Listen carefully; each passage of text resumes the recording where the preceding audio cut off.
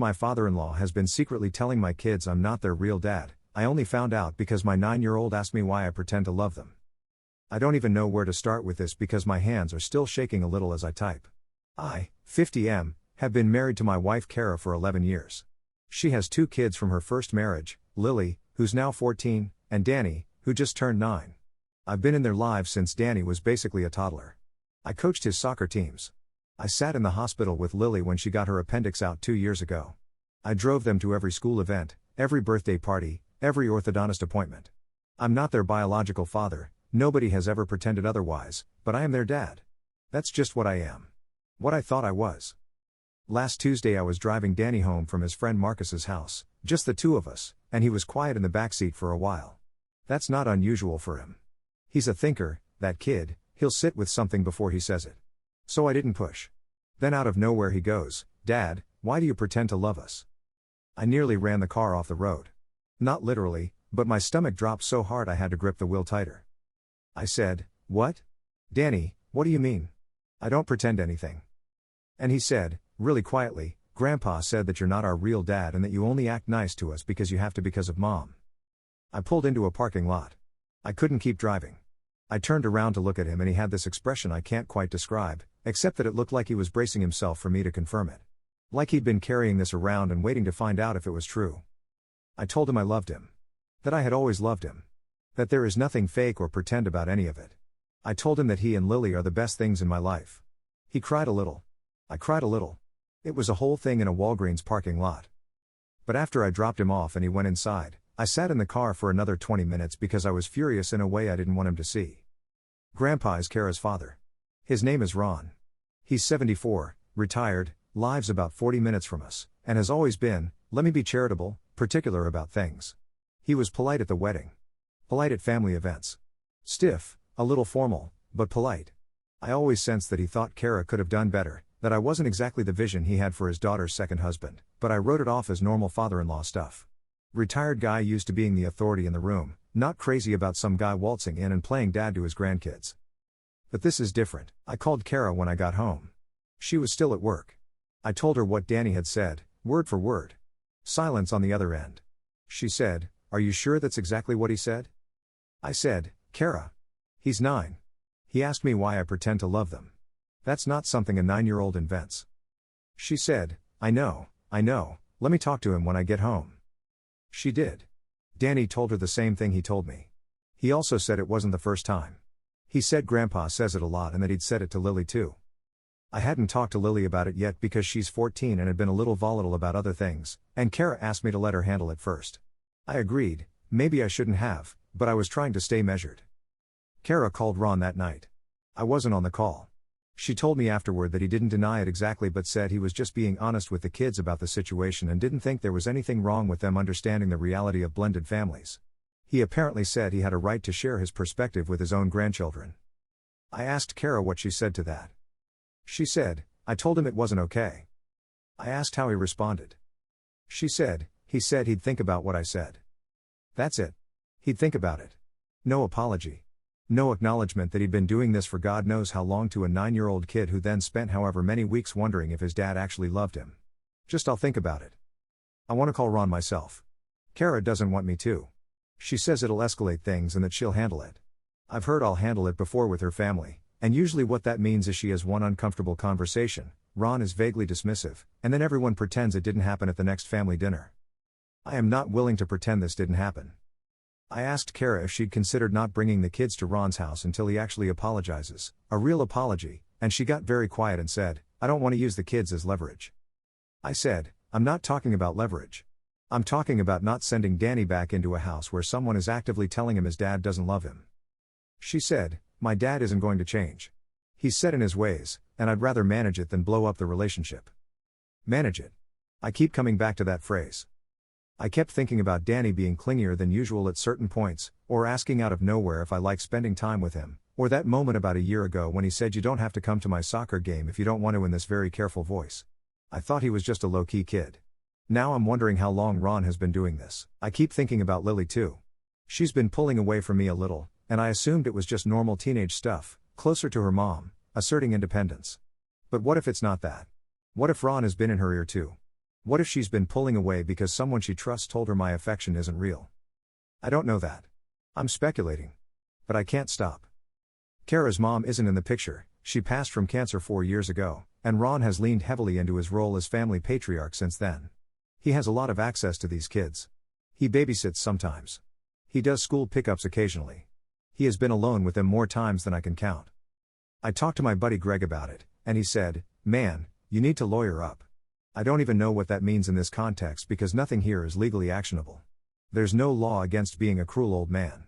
But I understood the instinct, the protect yourself instinct, because right now I feel like I'm standing in the middle of something that has been going on for a long time without my knowledge, and everyone around me is more interested in keeping the peace with Ron than in dealing with what he actually did.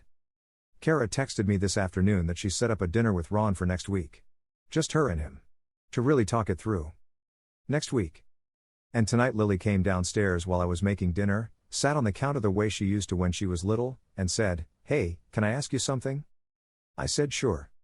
She said, "Did you and Mom ever talk about, like, legally adopting me and Danny? When you guys got married?" I have absolutely no idea what to do with that question or where it came from. Update 1. So, Lily. I talked to Lily. I didn't want to make it feel like an ambush or a therapy session, so the next morning I just made pancakes. That's always been her thing. Whenever she's upset about something, I make pancakes. I didn't bring up Ron or any of it.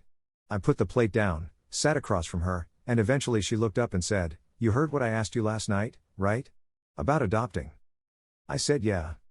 She said, "I asked because Grandpa told me that if you never adopted us, it means you didn't really commit to us. That a real dad would have made it legal." I just sat there for a second. This man has apparently been running a multi-year campaign to convince these 2 children that I'm a fraud, and he's been doing it with different angles depending on which kid he's talking to. With Danny, it was he only acts nice because of your mom. With Lily, it's a real dad would have made it legal. He's tailoring it. He knows Lily is older. He knows she thinks about things differently. So he found a different lever. I told Lily the truth. I told her that yes, Kara and I had talked about adoption when we got married, and that we decided together it wasn't the right call because her biological father, who hasn't been in their lives since Danny was a baby, but still legally exists, would have had to terminate his parental rights. That felt like a complicated thing to impose on them when they were small. I told her that decision had nothing to do with my level of commitment. I told her I would adopt them tomorrow if she and Danny wanted that. She went quiet. Then she said, "Grandpa made it sound like you refused." I said, "Lily, I promise you that's not what happened." She nodded. Then she said something that wrecked me. She said, "I kind of knew it wasn't true. But I kept thinking about it anyway." That's the thing about this kind of poison. You can know logically that something isn't true, and it still gets in. It still sits there. It still makes you wonder at 2 in the morning. She hugged me before she went upstairs. She hasn't done that in a while. I stood in the kitchen after she left and held it together for approximately 30 more seconds. I texted Kara everything Lily had said, word for word, the refused part, the tailored messaging, all of it. Her response took 20 minutes, "I'm going to move the dinner up. I'll call him today." I said, "Kara, this isn't a dinner situation anymore." He lied to Lily. He told her I refused to adopt them. That's not sharing his perspective, that's making things up. She said, "I know. I'm handling it." There it is again. I love my wife. I want to be clear about that because I've seen comments suggesting she's the real problem here, and I don't think that's quite right, or at least it's more complicated than that. She grew up with Ron as her father. He's 74. Her mom is gone. There's a whole weight of history and grief and complicated loyalty on her end. I understand that. But I'm watching my kids carry doubts they should never have had to carry. And I'm handling it as starting to feel like a very expensive thing to keep accepting. She did call Ron. The call did not go well. His new position, he was just asking questions, and Lily had come to him first with questions about the adoption. He was just explaining the situation. He says Lily asked why they were never adopted and he was simply answering her. Even if that's true, even if Lily did ask first, the answer your stepdad refused is not an answer. That's a lie. An active, targeted lie. Kara told him that. He said he didn't remember it that way. I asked if Kara told him Lily's exact words were "Grandpa said you refused." She said yes. I asked what he said. He said Lily must have misunderstood him, so now it's Lily's fault for misunderstanding. A 74-year-old man lying to a 14-year-old and then saying she misunderstood is a genuinely fascinating move. The dinner is still happening Thursday. I asked Kara what the goal is at this point, and she said, "I want him to understand the damage he's caused." I said, what if he already understands and just doesn't care? She didn't answer that. Danny has been okay. More physically affectionate than usual, he keeps appearing next to me on the couch and just leaning on me while I watch TV. I think that's his way of recalibrating. I'm not pushing him to talk. I'm just being there. Thursday's dinner is going to tell me a lot. About Ron, obviously. But also about Kara. Update 2. Thursday happened. Kara came home from dinner with Ron around 9:30. The kids were in bed. She sat down next to me, and she had that exhausted look she gets where her jaw is set and her eyes are doing most of the work. I said, how'd it go? She said, he apologized. My first instinct was genuine relief. It lasted about 4 seconds. Then I said, what exactly did he say? And she told me. Ron said he was sorry if his conversations with the kids had caused confusion, and that he loves his grandchildren and only wants what's best for them, and that he can see now that some of what he said may have been misinterpreted. I looked at her. She said, I know. I said, that's not an apology. That's sorry you got confused. She said, I know. But it's what he's capable of giving right now. Then she said something I've been sitting with for 2 days. She told Ron that she and I had discussed the adoption, that it was a mutual decision. And he said he thinks I should have pushed harder for it. That a man who really wanted to be their father would have found a way to make it happen legally regardless of Keith. So he's not walking it back. He's doubling down on the substance while technically offering a non-apology about the delivery. The apology was purely procedural. He's sorry it caused confusion. He is not sorry he believes it. I asked Kara what she said to that. She said she told him it was between her and me and not his business. I said, did you tell him he's wrong? Long pause. She said, I told him that you were a wonderful father to my children. My children. I don't think she heard herself say it. I'm almost certain she didn't mean anything by it. But it landed a certain way, and I didn't say anything, and she went to bed not knowing it had landed that way at all. I sat on the couch for another hour after she fell asleep, just turning it over. Update 3. I'm going to try to write this clearly because it's been a complicated 10 days and I want to get it right. 2 nights after the dinner, I told Kara what had snagged on me. Not in an accusatory way, I wasn't trying to pick a fight, but she's my wife and she said something she didn't know she said, and I needed her to know I'd heard it.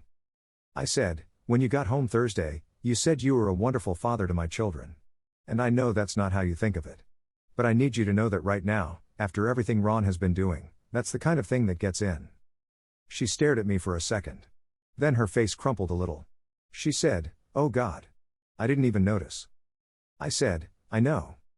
She said, they are our kids. I know that. I've always known that. I said, I know you know that. But Ron doesn't, and he's been saying otherwise to them for long enough that Danny was afraid to ask me if I loved him. And when your response to that is dinner and it's what he's capable of giving, I need more from you than that. Not because I'm keeping score. Because they need to see you choose this clearly. She cried. I'm not going to narrate all of it because some of it belongs to her, but she cried and she talked, and what came out, slowly, with some stops and starts, was that she's been terrified of what it means if she actually confronts her father head on. Her mom is gone. Ron is the last parent she has. He's old. She keeps doing this calculation in her head where she weighs what he did against how much time she might have left with him, and that calculation has been winning, and she knows it's wrong and she knows it's costing us something. I didn't tell her the calculation was wrong. I told her I understood why she was making it, and that it had to stop. She called Ron the next day. I was home. I didn't listen in, but I could hear her voice from the other room, not the words, just the tone, and it was different from any conversation she's had with him since this started. Less placating. She was in there for almost 40 minutes. When she came out she looked drained but steadier. She said, I told him that until he apologizes to you directly, and to the kids directly, in a way that actually takes responsibility, not sorry for the confusion, an actual apology, he won't be seeing them. I said, how did he take that? She said, he told me I was being dramatic and that he'd done nothing wrong. She sat down. And I told him that was his choice to make, and I was making mine. That's the thing I'd been waiting for. Not for Ron to change, I'd stopped expecting that. I was waiting for Kara to be on the same side of the line as me. The kids know that visits to Grandpa Ron's are on pause. We didn't tell them all the details. We told them that Dad and Grandpa had some things to work through, and that while we were working through them, it made sense to take a break from visits. Danny seemed mostly fine. Lily asked if it was because of what Grandpa said about the adoption, and I told her yes, partly. She nodded. She said, okay. Good. That good sat with me for a while. It's been about 3 weeks since Ron and Kara had that call. He hasn't reached out to her since, which I think means he's either genuinely digging in or waiting for her to blink. Kara says she doesn't care which, she means what she said, and she's not calling him. I believe her. I talked to Danny a couple weeks ago, just the two of us, driving back from his soccer game. I asked him how he was doing with everything. He thought about it for a while. He's a thinker, that kid, and then he said, "I think Grandpa was just wrong." I said, "Yeah. He was." Danny said, "You are my dad. That's just what you are." I said, "Yeah. That's just what I am." We drove the rest of the way home in the good kind of quiet.